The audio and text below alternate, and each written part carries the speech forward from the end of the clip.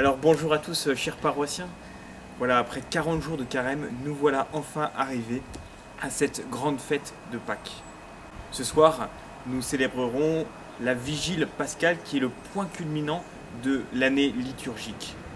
Voilà, peut-être que certains d'entre vous choisiront de la vivre avec nous sur YouTube, en live, sur notre chaîne. Voilà, peut-être d'autres préféreront vivre une liturgie familiale, ce qui est tout à fait possible. Voilà, j'aimerais avec vous peut-être redescendre un peu toute cette liturgie, cette magnifique liturgie où on va remettre en place tous les éléments de notre foi chrétienne. Alors la première partie de cette liturgie, eh bien, c'est la liturgie de la lumière qui commence généralement à l'extérieur de l'église où l'on fait un grand feu pascal. Mais malheureusement, cette année, nous ne le ferons pas pour des raisons sanitaires. On restera à l'intérieur de l'église, donc ce que je vous propose, c'est qu'on rentre directement dans l'église. Donc vous reconnaissez la chapelle de Saint-Barthélemy.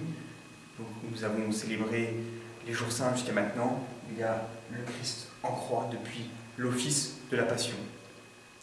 Voilà, Benoît est avec le cierge pascal, celui qui sera allumé tout à l'heure.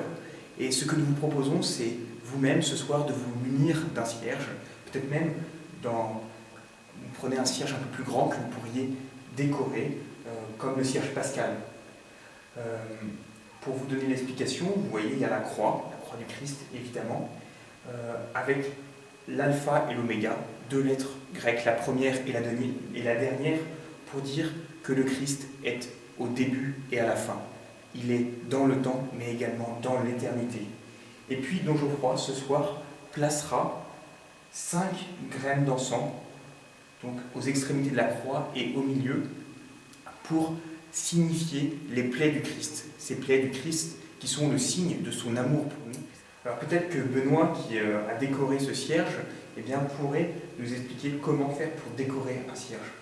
Alors pour décorer une bougie ou un cierge, c'est très simple. Il suffit de la peinture acrylique et de dessiner votre motif sur le cierge avec une petite mine de crayon papier pour pouvoir le graver en même temps. Et ensuite, vous remplissez la zone qui a été délimitée par votre crayon papier sur votre cierge par la peinture acrylique. Voilà, c'est très simple. Voilà, ça peut être une bonne activité pour cet après-midi.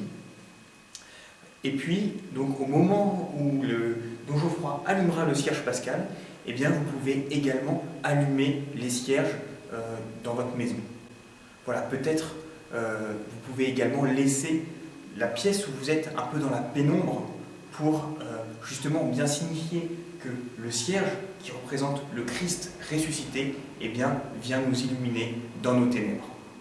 Ensuite, nous commencerons la deuxième partie de cette messe qui est une liturgie de la parole. Nous commencerons par lire des lectures de l'Ancien Testament. Nous pouvons en lire 7. Ce soir, nous en lirons 3. Ces lectures ont été choisies comme les plus grandes fresques, les épisodes les plus importants de l'histoire du salut. Comment Dieu est venu rejoindre notre humanité et en prendre soin. Nous lirons donc en premier le livre de la Genèse avec la création.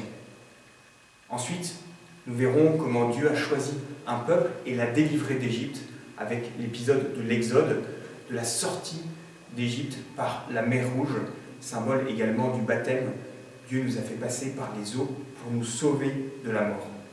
Troisième lecture, celle du prophète Ézéchiel, qui nous annonce que Dieu va nous donner un cœur nouveau pour nous purifier de nos péchés.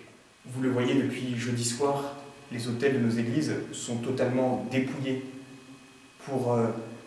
en attente justement de cette résurrection. Et donc, pendant la liturgie de la parole, vous verrez, progressivement, la nappe va être mise, les cierges, ainsi que les ornements des fleurs. À la fin des lectures de l'Ancien Testament, nous chanterons le Gloria. C'est peut-être l'occasion pour vous de commencer à rallumer justement les lumières. Ensuite, il y aura une dernière lecture de Saint Paul sur le baptême. Et puis, ce sera l'acclamation de l'Alléluia, tant attendue, puisque cela fait 40 jours que nous ne l'avons pas entendu. Et nous lirons l'évangile de la résurrection. Voilà, nous rentrerons ensuite dans la troisième partie de cette messe, qui est la liturgie baptismale. Voilà, normalement, le soir de Pâques, tous les catéchumènes sont baptisés. Ce soir, 4500 adultes devaient être baptisés dans toute la France, et malheureusement, leur baptême a été repoussé. Il faudra donc bien les porter dans la prière, puisque ce report est une épreuve pour eux. Voilà, donc il nous sera quand même proposé ce soir de renouveler les promesses de notre baptême. Cette liturgie baptismale commencera donc par la litanie des saints. Nous allons demander à tous les saints du ciel de nous venir en aide, puisque l'Église n'est pas seulement composée des chrétiens qui sont sur cette terre, mais également de tous les saints qui vivent auprès de Dieu au ciel. Voilà. Après avoir chanté la litanie des saints, nous bénirons l'eau, et puis il nous sera proposé de renouveler nos promesses baptismales, c'est-à-dire notre attachement au Christ et notre renoncement au péché. Et je vous invite à le faire ce soir devant vos écrans ou dans votre liturgie familiale.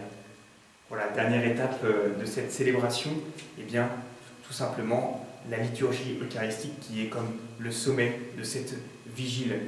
Comme à Emmaüs, le Christ ressuscité vient parmi nous donner son corps et son sang. Ce sera également pour nous le retour de la présence réelle du Saint-Sacrement qui sera à nouveau placé dans le tabernacle qui est pour l'instant vide. Je vous souhaite à tous une très belle vigile de Pâques. N'hésitez pas à reproduire ces gestes magnifiques que nous avons vus. Voilà, c'est les fondements de notre foi chrétienne que nous renouvelons à travers cette célébration. Voilà, très belle vigile à toutes vos familles.